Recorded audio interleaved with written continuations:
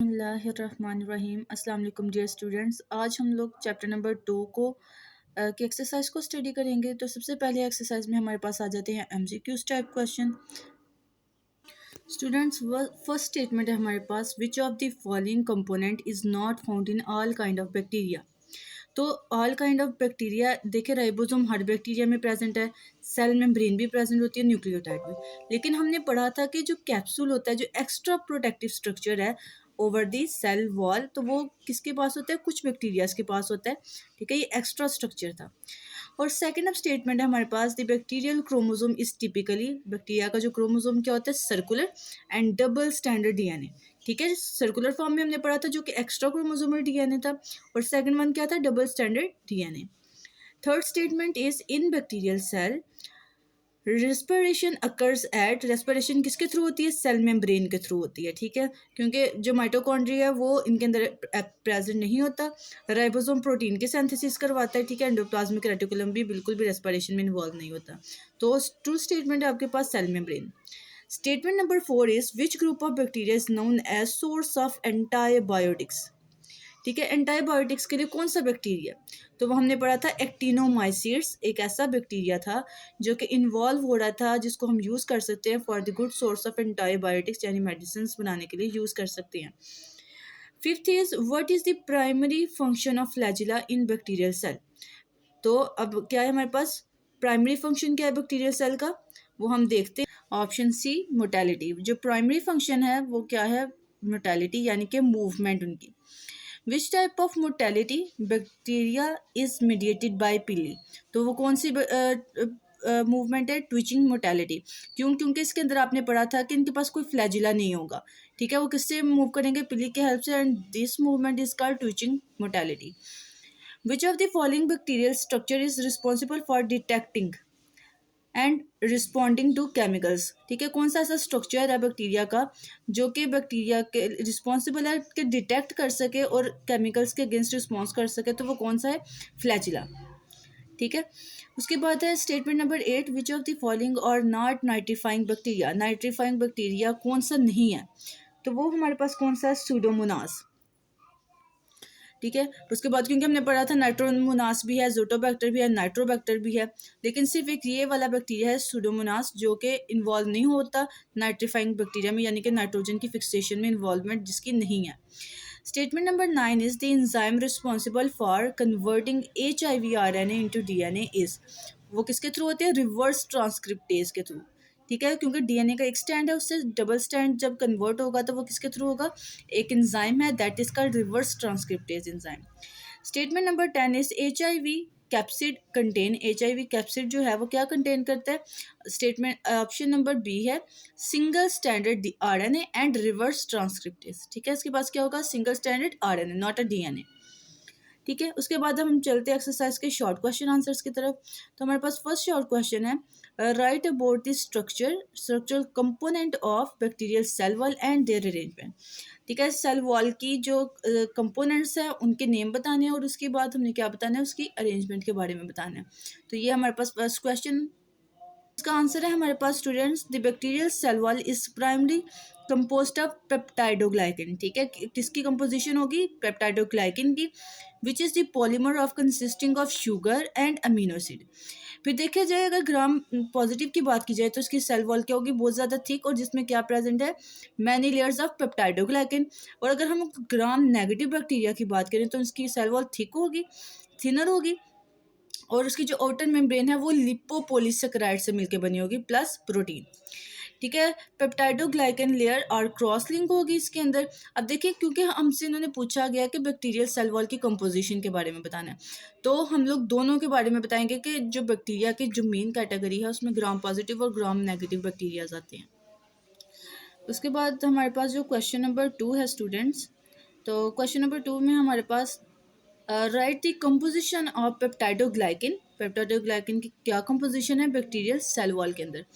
तो हमारे पास इसका आंसर है क्वेश्चन नंबर 2 का, that is the peptidoglycan layer consist of two repeating sugars. Two repeating sugars हैं, क्या है? N एसिटाइल ग्लूकोमाइन, यानी कि NAG, and N acetyl muramic acid NaM, ठीक है। This sugar are linked by the beta 14 glycosidic bond and short peptide chains, जो कि cross link होती है ग्लाइकेन के साथ, ग्लाइकेन के स्टैंड के साथ, और प्रोवाइड करती है रिजिडिटी टू बैक्टीरियल सेल।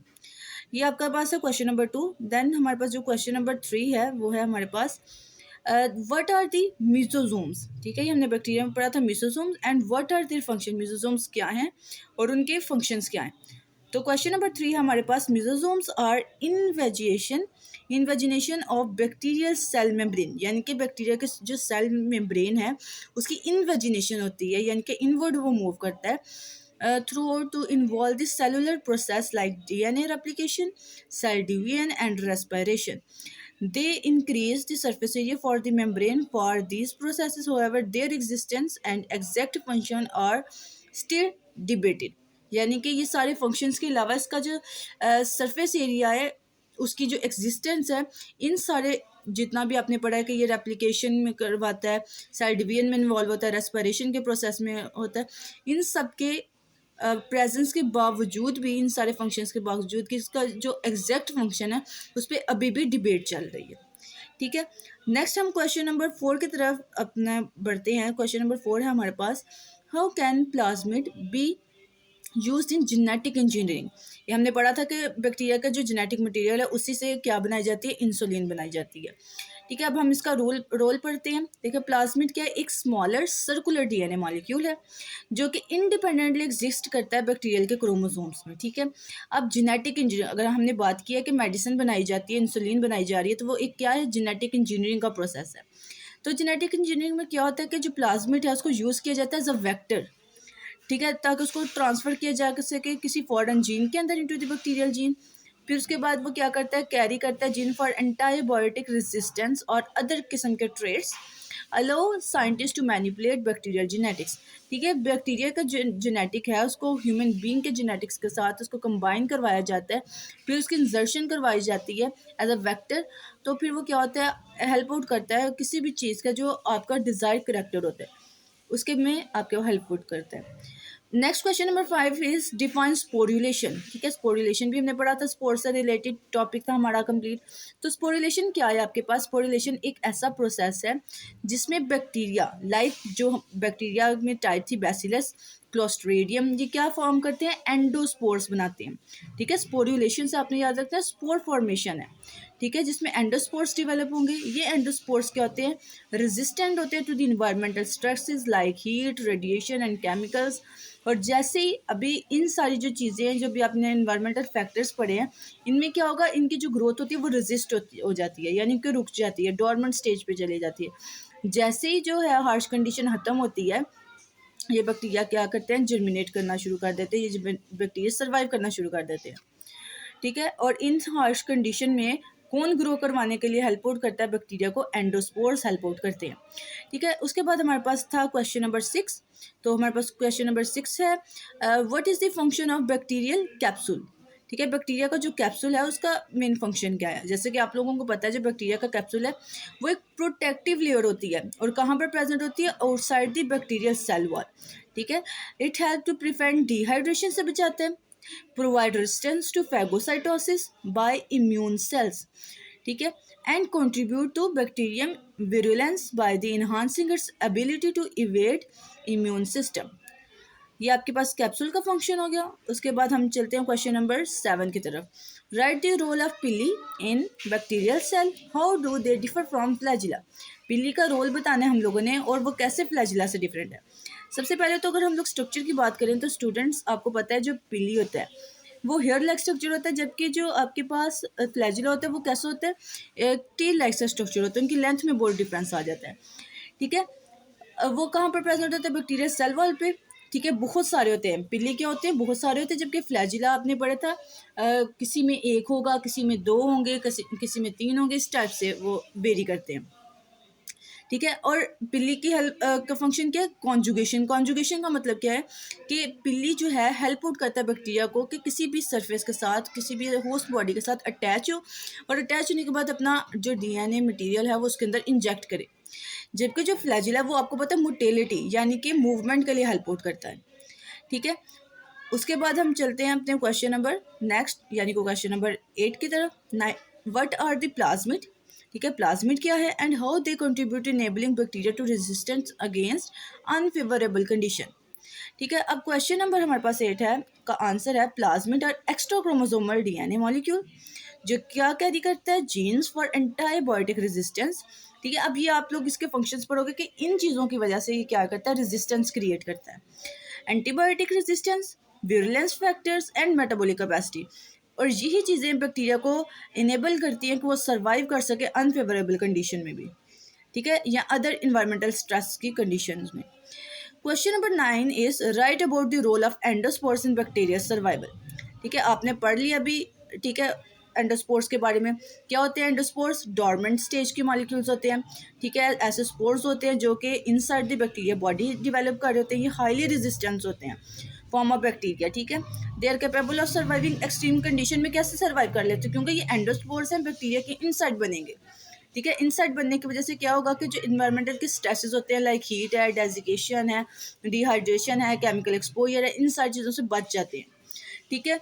और दे इस प्रोसेस को आप कहते हैं स्पोरुलेशन, ठीक है।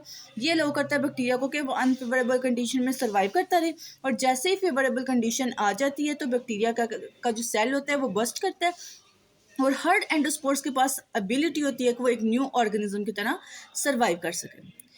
उसके बाद हम लोग चलते हैं क्वेश्चन नंबर 10 की तरफ। What is the significance of lipopolysaccharides and lipo polyprotein in Gram negative bacteria. ठीक है, अब हमारा इसका आंसर है क्वेश्चन नंबर 10 का, lipopolysaccharides are the major component of outer membrane of the Gram negative bacteria. ठीक है, इसका इंपॉर्टेंट रोल क्या है, in the protection from environmental stresses and contribute to the bacterium toxicity. ठीक है, और सबसे बेहतरीन क्या रोल अदा करता है, इम्यून सिस्टम इवेजन में। लिपोप्रोटीन की अगर बात की जाए तो ये स्ट्रक्चरल इंटीग्रिटी प्रोवाइड करता है मेम्ब्रेन को, और इम्पोर्टेंट रोल प्ले करता है न्यूट्रिएंट्स के स्पोर्स में। नेक्स्ट हमारे पास जो क्वेश्चन है question number 11, how do spirochaetes achieve mortality. कैसे अचीव करते हैं मोर्टेलिटी? आपको पता है मोर्टेलिटी का मतलब क्या होता है, मूवमेंट। ठीक है, अब इस स्पायरोचीट्स के बारे में, ये बैक्टीरिया का ऐसा ग्रुप है जो मूव करता है यूनिक मैकेनिज्म, जिसको कहते हैं एक्सियल फिलामेंट्स या एंडोफ्लैजिला इनके पास होता है। This movement located within the periplasmic space and rotate causing the bacterium to move and corkscrew like motion होता है इनका, विच इनेबल, जिनको हेल्प आउट करता है मूव करने में थ्रू विस्कस इन्वायरमेंट। ठीक है, ये क्वेश्चन नंबर 11 था आपके पास। नेक्स्ट हमारे पास क्वेश्चन है, differentiate between twitching and gliding bacteria. ठीक है, इन बैक्टीरियल मोबिलिटी में कैसे हेल्प आउट करता है। ये आपके पास कंप्लीट 2 टॉपिक थे। ठीक है, अब जो बैक्टीरिया है वो कैसे ट्विचिंग और ग्लाइडिंग के थ्रू, ग्लाइडिंग में क्या होगा कि किसी भी किस्म का बैक्टीरिया के पास किसी भी किस्म के फ्लैजिला नहीं होंगे, बल्कि वो मूव करेगा ग्लाइडिंग लाइक। ठीक है, ट्विचिंग में क्या होगा, इसके पास पिल्ली के थ्रू हेल्प आउट करेगा विस्कस मटेरियल के ऊपर।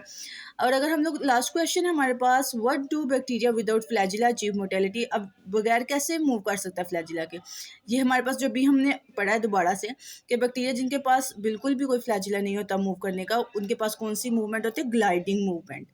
ठीक है, जो फैसिलिटेट करती है by secretion of slimy mucilage secrete करते हैं, या ट्विचिंग मूवमेंट इसको बोलते हैं। ठीक है, विच इज़ ड्राइवन बाय पिली। ठीक है, इसमें आप लोग बात कर सकते हैं ब्रोनियन मोशन की। ठीक है, it is also shown some streptococci bacteria के अंदर जो शो हुई है। उसके बाद यहाँ तक हमारे पास स्टूडेंट्स शॉर्ट क्वेश्चन आंसर ख़त्म हो जाते हैं। उसके बाद हमारे पास लास्ट क्वेश्चन है, difference between the swimming motility and swarming motility. ये भी हम लोगों ने कंप्लीट पढ़ा था। स्विमिंग में क्या होता है, इसमें वाटर मूवमेंट होती है फ्लैजिला के हेल्प से, जबकि स्वामिंग मूवमेंट में क्या करता है, स्लाइड करता हुआ जाता है। उसके बाद है लॉन्ग क्वेश्चन आंसर। हमारे पास सबसे फर्स्ट जो लॉन्ग क्वेश्चन है वो है, compare and contrast the cell wall of gram positive and gram negative bacteria. तो स्टूडेंट्स, ग्राम पॉजिटिव और ग्राम नेगेटिव बैक्टीरिया में हम लोग कंप्लीट बैक्टीरिया का जो रोल था वो कंप्लीट लिखेंगे। ठीक है, ग्राम पॉजिटिव क्या होता है, ग्राम नेगेटिव। इसके अंदर हमने 2 अलग अलग डायग्राम्स भी देखी थी, जिसमें हम लोग ने सेल वॉल और सेल मेम्ब्रेन की कंपोजिशन भी चेक की थी। हम इसके अंदर कंप्लीट उसके ऊपर नोट लिखेंगे, ठीक है। क्वेश्चन नंबर 2 है हमारे पास, explain the different methods of movement in bacteria. अब देखिए हम लोगों ने जितनी मूवमेंट पढ़ी है बैक्टीरिया की, ग्लाइडिंग है, ट्विचिंग मूवमेंट है, स्लाइडिंग है, ये सारी मूवमेंट्स हम बैक्टीरिया किसके अंदर लिखेंगे। Third question, explain the structure of bacterium flagellum. हम लोगों ने 4 टाइप पढ़ी थी फ्लैजिला की, हम लोग वो सारी बताएंगे, ठीक है। कि जिसके अंदर बैक्टीरिया में हमने पढ़ा था एक होती है, ठीक है, एक साइड पे। फिर हमने पढ़ा कि दोनों साइड्स पे, दोनों पोलर बॉडीज पे प्रेजेंट होगी। फिर हमने पढ़ा कि पूरी बॉडी पे फैली हुई होगी। हमने फिर पढ़ा कि समटाइम फ्लैजिला होता भी नहीं है, ठीक है। क्वेश्चन नंबर 4 है, state the formation of endospores bacteria. अब हमारे पास एक कंप्लीट टॉपिक था formation of endospore in bacteria, वो कंप्लीट इसमें लिख देंगे। क्वेश्चन नंबर 5 है, briefly describe the ecological and economic importance of bacteria. तो ये स्टूडेंट्स हमारा सेकंड लाइन लास्ट टॉपिक है, तो इसके ऊपर आप लोग कंप्लीट अच्छे से डिटेल नोट लिख सकते हैं, ठीक है। क्वेश्चन नंबर 6 है, explain the use of bacteria in research and technology, ठीक है। रिसर्च और टेक्नोलॉजी में हम लोगों ने बैक्टीरिया का यूज़ बताना, ये हमने अपनी बुक में पढ़ा है अभी। फिर है 7 है, define the term normal flora, ये कंप्लीट टॉपिक है आपके पास, ठीक है। उसका बेनिफिट भी आपने बताना है। क्वेश्चन नंबर 8 है, explain the structure of model bacteriophage and HIV। सबसे लास्ट टॉपिक है हमारी जो चैप्टर नंबर 2 का, बैक्टीरियोफेज और HIV। ये कंप्लीट आप लोगों ने इसके ऊपर डिटेल नोट जिस तरह से आपकी बुक में दिया गया है, हेडिंग वाइज आप लोग लिखोगे इसके अंदर। तो स्टूडेंट इस तरह से आज हमारा चैप्टर नंबर 2 बिल्कुल फिनिश हो गया है। इंशाल्लाह हम लोग नेक्स्ट वीडियो में चैप्टर नंबर 3 स्टार्ट करेंगे। तब तक के लिए स्टूडेंट्स, अल्लाह हाफिज़।